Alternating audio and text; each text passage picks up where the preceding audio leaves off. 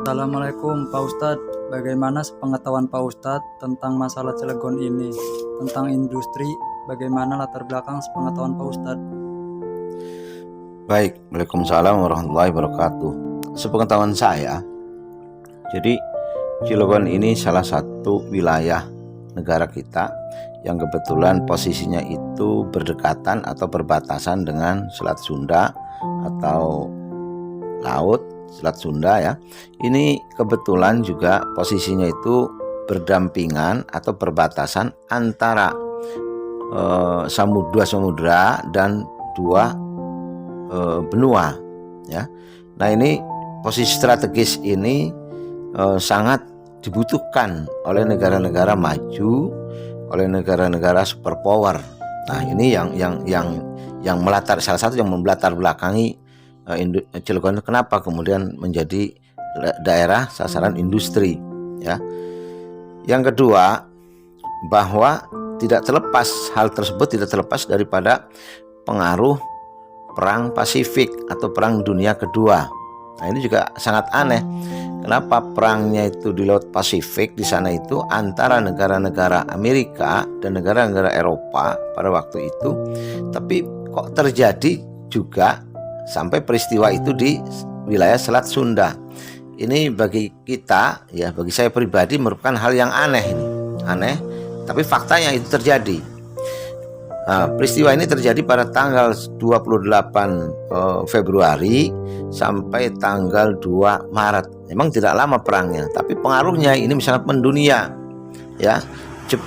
Kapal Jepang sendiri ditenggelamkan oleh pasukan Amerika atau Belanda, sementara kapal Australia antara lain atau kapal sekutu juga ditembak oleh Jepang, juga tenggelam. Jadi ada 4 kapal kalau tidak salah yang tenggelam di wilayah Selat Sunda itu. Ini yang kemudian membekas. Bisa saja mereka itu sering berkunjung ke sini melihat kapal mereka untuk melakukan penelitian, ini sangat mungkin. Nah, ini yang kemudian sehingga Cilegon itu dijadikan satu tempat untuk pertumbuhan ekonomi melalui bidang industri, khususnya baja ya. Nah, kita tahu bahwa ketika Indonesia ini merdeka pada tahun 1945, tentunya kepala negara menginginkan bahwa bangsa kita ini ingin menjadi bangsa yang maju, dikenal di dunia, baik dalam teknologi ataupun dalam perdagangan, budaya dan sebagainya. Sehingga pada waktu itu Presiden Soekarno melakukan kunjungan kerja ke Amerika Serikat ya. Diterima baik oleh Amerika, hanya saja ketika mengajukan keinginan untuk bekerja sama atau mengajukan pinjaman kepada Amerika Serikat, Amerika menolak, tidak mau. Penawaran dari negara kita itu ditolak oleh Amerika. Nah, inilah yang kemudian kepala negara kita ya sedikit mungkin barangkali kecewa. Nah, itu kenapa Amerika juga menolak. Nah, Amerika pada waktu itu salah satu sekutu atau sahabat dari Belanda, dan kita tahu pada masa itu Belanda itu sedang menduduki Irian Barat ya, Irian Barat. Di sana kita tahu bahwa Irian Barat itu adalah salah satu wilayah Republik Indonesia, dan di sana kaya tambang. Nah, ini mungkin atas alasan itu barangkali Indonesia pun tidak bisa melepaskan hubungan dengan Amerika. Namun ketika mengajukan bantuan, Amerika menolak atau tidak menyepakati. Nah, Indonesia pada waktu itu tidak ambil putus asa.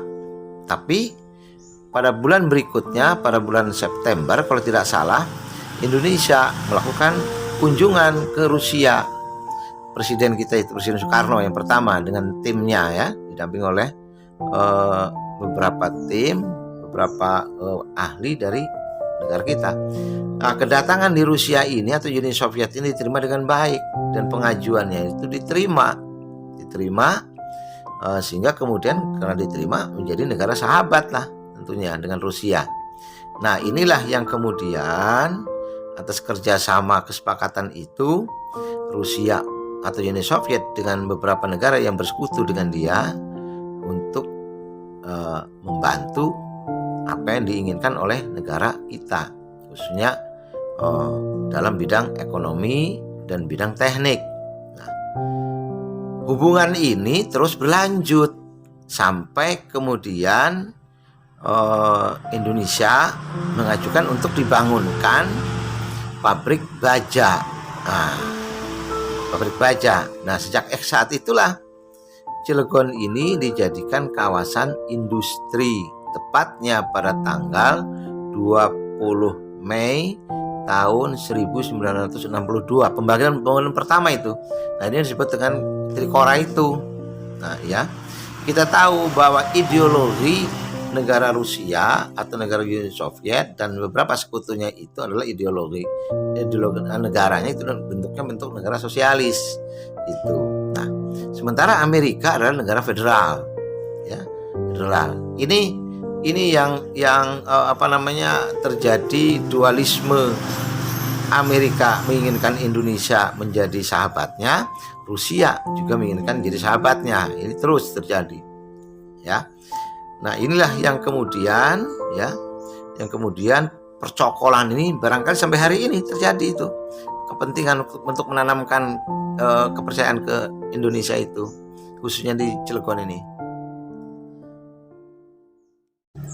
Bagaimana kemudian Cilegon ini menjadi padat investasi dari banyak negara? Oke, ya. Tadi kita tahu bahwa Cilegon ini adalah wilayah yang berdekatan atau berbatasan dengan Selat Sunda, ya. Nah, kemudian setelah Indonesia merdeka 1945 itu, ya, perang fisik antara negara-negara atau sekutu itu berhenti tuh. Tapi bukan berarti damai tanpa tidak ada konflik, masih ada. Ya, terjadilah perang dingin setelah 1945 itu, tepatnya pada tahun 1950. Nah, perang dingin ini antara negara superpower, antara Amerika Serikat, ya, dengan Uni Soviet. Berikut sekutu-sekutunya, masing-masing sekutunya. Nah, ini terjadi perang dingin 1950 sampai 1980-an, ya. Nah, perang dingin ini perang ideologi, perang kepentingan, perang dagang, perang teknologi, ya, perang unjuk kekuatan, kehebatan, ya, kemajuan itu, perang pengetahuan. Nah, ini perangnya ini adalah perang pengaruh namanya, perang pengaruh pada negara-negara Asia khususnya, karena Asia ini dianggap negara yang subur untuk perdagangan dan pengembangan kerjasama dalam investasi itu. Nah, sementara Indonesia kita tahu seakan-akan kakinya sudah menginjakkan ke Amerika, kaki sebelahnya menginjakkan ke Rusia ini. Nah, sehingga pada tahun 1962 itu, setelah dibangunnya atau sedang dibangunnya pabrik baja Trikora itu, tidak dapat berlanjut karena 1965 terjadi Gestapo yang sebelumnya juga terjadi 1948 ketika agresi Belanda kedua, ya. Nah, kemudian setelah 1965 itu, atau setelah Rusia menanamkan menjadi sahabat kita, negara kita ini. Nah, kita tahu bahwa masyarakat Indonesia itu umumnya ideologinya menganut ketuhanan, ya, ketuhanan, keagamaan, ya, kebudayaan keagamaan. Nah, ini bertolak belakang. Nah, Amerika dalam hal ini mungkin barangkali bermain pengaruh, sehingga kemudian terjadi Gestapo itu, dan kebetulan pada saat itu juga terjadi Sandering. Nah, inilah yang kemudian menjadi kekacauan yang kedua di negara kita 1965 sampai 1967, tepatnya 70 itu sudah merasa sudah aman. Tapi pengaruh Rusia dan pengaruh Amerika dalam hal ini belum putus.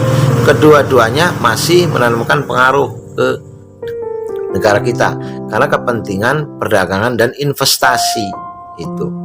Maka dapat kita lihat tuh.